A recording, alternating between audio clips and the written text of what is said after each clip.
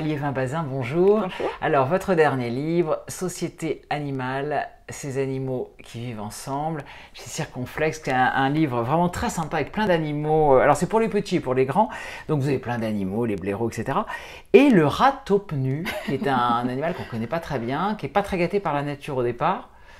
Mais bon, quoique, il a quand même beaucoup de qualités. Il a quelques super pouvoirs. Bon, clairement pas celui du prix de la beauté.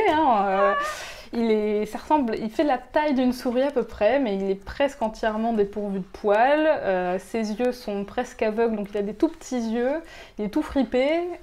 Et ses dents... Tenez, je vais le montrer, puisque vous nous le décrivez. Attendez, et ses dents sont assez extraordinaires, parce que si on regarde bien, elles poussent en dehors de sa bouche. C'est-à-dire que ses incisives sortent sous son nez et sur son menton, parce que comme ça, il peut creuser la terre sans avaler de terre en creusant. Ce qui est très futé, c'est très malin, mais c'est pas très joli. Non, c'est pas très joli, mais c'est quand même très très malin. Ouais.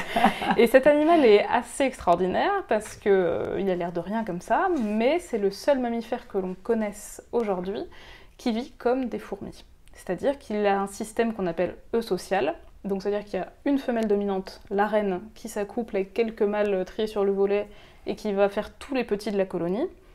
Elle empêche les autres femelles de se reproduire avec des systèmes de phéromones, de communication chimique, comme chez les fourmis. Et il y a une répartition des tâches. Donc il y a des ouvriers, il y a des soldats, il y a des nourrices qui vont se répartir les tâches au sein de la colonie.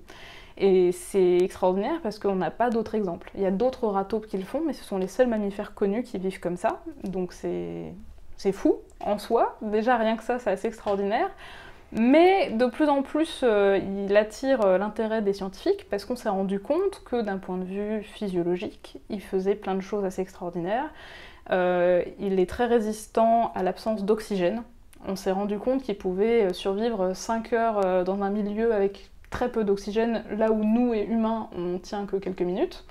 Il peut même survivre 18 minutes sans trace totale d'oxygène en activant une autre voie métabolique. En fait, il utilise un autre sucre que ce que nous on utilise, le glucose, lui il utilise le fructose, ce qui est fou. Et il se réveille sans aucune séquelle. C'est-à-dire qu'au bout de 18 minutes sans oxygène, on en remet, l'animal est reparti comme si rien ne s'était passé. Alors que nous, on reste un cerveau sans oxygène, chez nous, c'est pas possible. Donc ça, c'est déjà assez extraordinaire.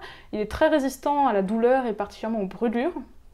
Alors on pense que c'est lié au milieu dans lequel il vit, vu qu'il vit sous terre, dans des galeries comme des fourmis, sachant qu'il vit en Afrique de l'Est, donc il fait chaud, il n'y a pas beaucoup d'oxygène, donc tout ça aurait joué, et il ne développe quasiment jamais de cancer. Donc ça laisse plutôt envieux.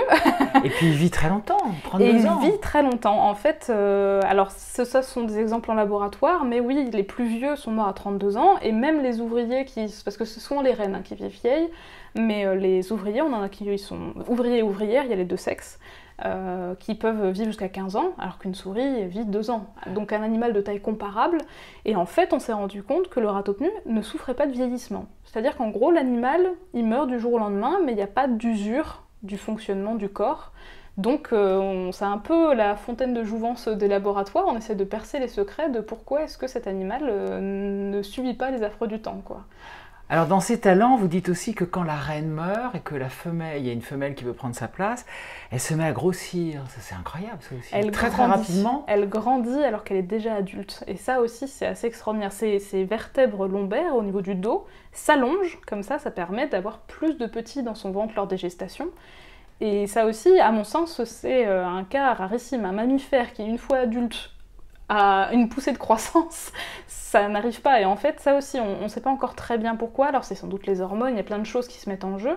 Mais au moment de ce changement de statut, il y a ce changement au niveau morphologique qui apparaît. Ouais. Donc en fait, c'est un peu comme le tardigrade, quoi. Ça fait partie de ces animaux un peu étranges qu'on découvre en ce moment et qui nous font un peu rêver. En tout cas, on savait un petit peu pour les mœurs du rat taupe-nu, comme la fourmi, ça fait un petit moment qu'on le sait, mais tous ces super pouvoirs de résistance aux maladies, au vieillissement, ouais, c'est depuis 15-20 ans, c'est un peu... ça agite le monde scientifique, ouais, on a envie de percer ses secrets. Merci.